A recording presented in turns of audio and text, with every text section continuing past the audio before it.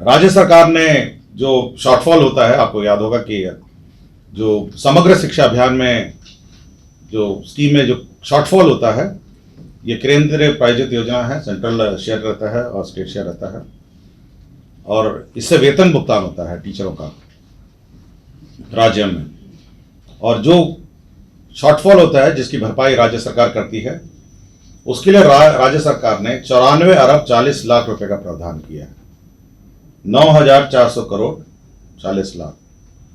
तो ये राज्य सरकार ने अपने ही बजट से 94 अरब 40 लाख रुपए टीचरों के वेतन भुगतान के लिए प्रावधान किया है।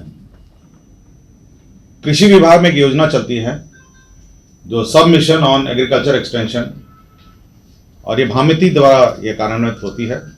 तो उस भामिति के संचालन और इस योजना के कार्यान्वयन के लिए जो मैनपावर लगा है और जो वेतन है, ईपीएफ है और जो कर्मी लगे हैं, उनके लिए 33 करोड़ 62 लाख 96,668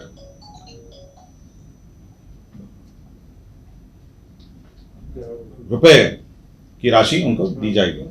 33 करोड़ 62 लाख 96,668 रुपए उनको दी जाएगी। पिछड़ा एवं अति पिछड़ा विभाग जो हमारे विभिन्न संचालित छात्रावास हैं, आवासीय विद्यालय हैं, जिसमें संचालित 12 एवं प्रस्तावित 27 स्कूल, 39 पिछड़ा वर्ग एवं कन्या आवासीय विद्यालय +2 उच्च विद्यालय हैं। तो उनमें विभिन्न कोटि के 1092 शैक्षणिक एवं 273 गैर शैक्षणिक कुल 1365 पदों का सृजन किया गया है, और 49 करोड़ 49 लाख 91,512 करोड़ का व्यय होगा।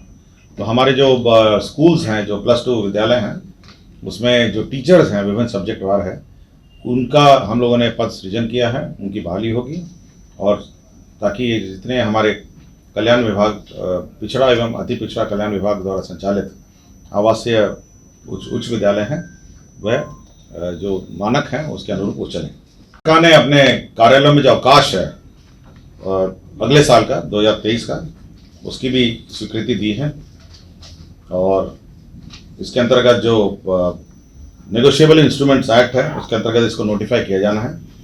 तो ये सूची आपको उपलब्ध हो जाएगी। ये अवकाश की स्वीकृति बिहार सरकार ने अपने कैबिनेट से अगले साल के लिए कर दी। और एक योजना की भी स्वीकृति हुई है, यह जल संसाधन विभाग का है।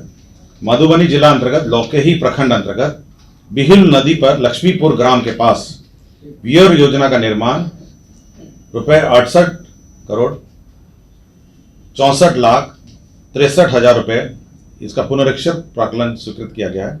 यह भू अर्जन और अन्य मामलों में यह योजना फंसी हुई थी, और ये इसका समाधान हो गया है, और जिस कारण से इस योजना को पुनः चालू करने के लिए इसका पुनरीक्षण किया गया है। तो यही है जो एजेंडा आज के कैबिनेट में। और बंद क्या हो जाता है, क्या हो गया मैडम? दो चीजें हैं, एक तो है कि जो बंदोबस्ती होगी वो तो ऑक्शन से होगा, उसका एक रिजर्व जमा होता है। तो जो रिजर्व जमा होगा वो क्वांटिटी, माइनेबल क्वांटिटी के आधार पर होगा, कितना माइन किया जाएगा। तो कितना माइन किया जाएगा ये एनवायरमेंट क्लियरेंस के हिसाब से होगा। एनवायरमेंट क्लियरेंस में होगा कि यहाँ से यहाँ तक माइन किया जाएगा या इस क्षेत्र में माइनिंग की जाएगी, उसके आधार पर इन्होंने माइनिंग क्वांटिटी निकाली, और फिर उसके साथ ये जो रेट चेंज हुए हैं इसको उसका समायोजन किया, और फिर उन्होंने एक रिजर्व जमा निकाला। तो दोनों अलग चीज़ है, एक रॉयल्टी दर है और दूसरा है माइनिंग एरिया के आधार पर उन्होंने माइनिंग क्वांटिटी निकाली, और उस आधार पर उन्होंने ऑक्शन का रिजर्व जमा किया। इसलिए दो संलेख अलग अलग विषय पे हैं।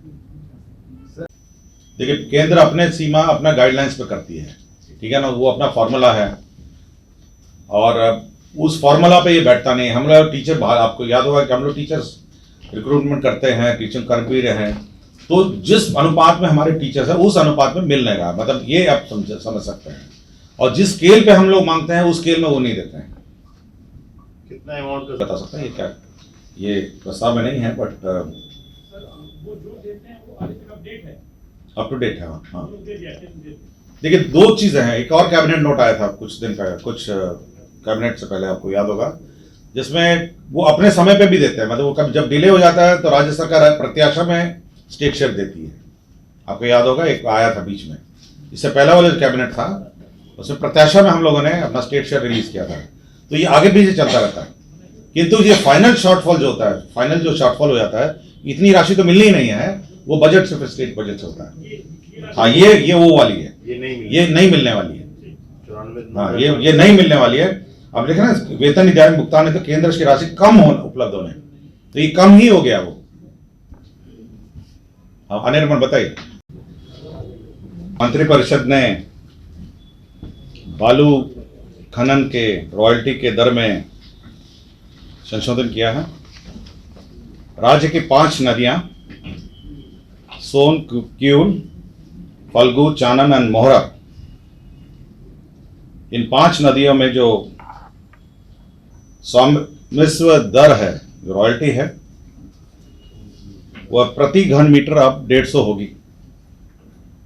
पूर्व में 75 थी और 75 को बढ़ा के ये 150 कर दिया गया है। तो इन 5 नदियां यथा मैं पढ़ देता हूं, सोन, क्यूल, फल्गु, चानन एंड मोहरा। तो इनके जो रॉयल्टी दर है वो 75 से बढ़ा के 150 कर दिया गया है। इसका मुख्य कारण ये है कि ये सारे जो नदियां हैं, ये निर्माण कार्य और जो कंस्ट्रक्शन वर्क है उसमें इसका प्रयोग होता है, और अन्य जो नदियां हैं वो मट्टी भराई और अन्य जो साधारण काम है, जो मोटा बालू जिसको कहते हैं, उसमें वो प्रयोग में आता है। और बाकी जो नदियां हैं उनका जो दर है वो यथावत 75 रुपये प्रति घन मीटर रहेगा। तो ये एक महत्वपूर्ण निर्णय है जो मंत्रिपरिषद ने आज लिया है। इसके अतिरिक्त जो रिजर्व जमा है, 5 वर्ष की बंदोबस्ती होनी है, और रिजर्व जमा में भी संशोधन राज्य सरकार ने कर दिया है। आपको याद होगा कि कुछ मंत्रिपरिषद बैठक से पहले, कुछ बैठकों से पहले जो रिजर्व जमा थी वो 2021 के दर में 50% की वृद्धि राज्य सरकार ने की थी।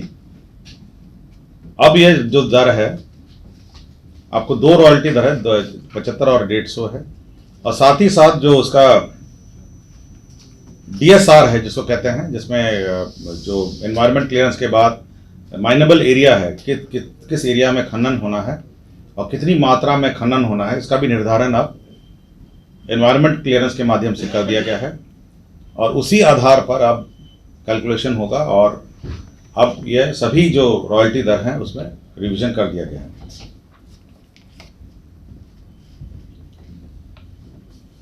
विज्ञान एवं प्रौद्योगिकी विभाग का एक प्रस्ताव था। यह भागलपुर में 4 डिप्लोमा स्तर के कोर्स संचालन से संबंधित हैं। इसमें उद्योग विभाग की जो भूमि थी वहाँ पे, जो वहाँ पर अभी वर्तमान में रेशम एवं वस्त्र संस्था भागलपुर वहाँ पे स्थापित थी, ये करीब 7.12 एकड़ भूमि थी उसमें परिसर पर। मंत्रिपरिषद ने बालू खनन के रॉयल्टी के दर में संशोधन किया है। राज्य की 5 नदियां सोन, क्यूल, फल्गु, चानन एंड मोहरा, इन 5 नदियों में जो स्वामित्व दर है, जो रॉयल्टी है, वह प्रति घन मीटर अब 150 होगी। पूर्व में 75 थी और 75 को बढ़ा के ये 150 कर दिया गया है। तो इन 5 नदियां यथा मैं पढ़ देता हूं, सोन, क्यूल, फल्गु, चानन एंड मोहरा। तो इनके जो रॉयल्टी दर है वो 75 से बढ़ा के 150 कर दिया गया है। इसका मुख्य कारण ये है कि ये सारे जो नदियां हैं, ये निर्माण कार्य और जो कंस्ट्रक्शन वर्क है उसमें इसका प्रयोग होता है, और अन्य जो नदियां हैं वो मट्टी भराई और अन्य जो साधारण काम है, जो मोटा बालू जिसको कहते हैं, उसमें वो प्रयोग में आता है।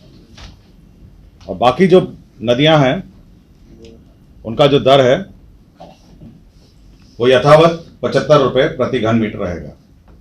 तो ये एक महत्वपूर्ण निर्णय है जो मंत्रिपरिषद ने आज लिया है।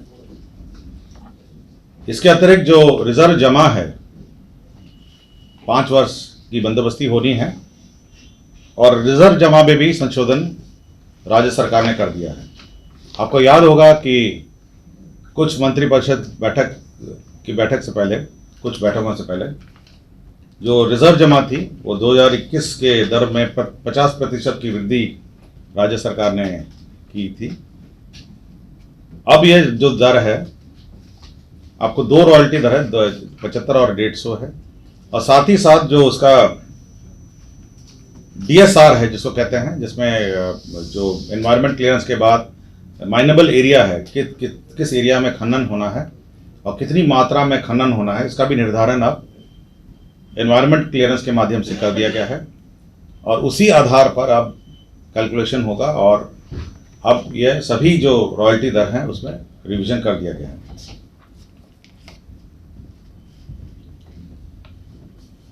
विज्ञान एवं प्रौद्योगिकी विभाग का एक प्रस्ताव था। यह भागलपुर में 4 डिप्लोमा स्तर के कोर्स संचालन से संबंधित हैं। इसमें उद्योग विभाग की जो भूमि थी वहाँ पे, जो वहाँ पर अभी वर्तमान में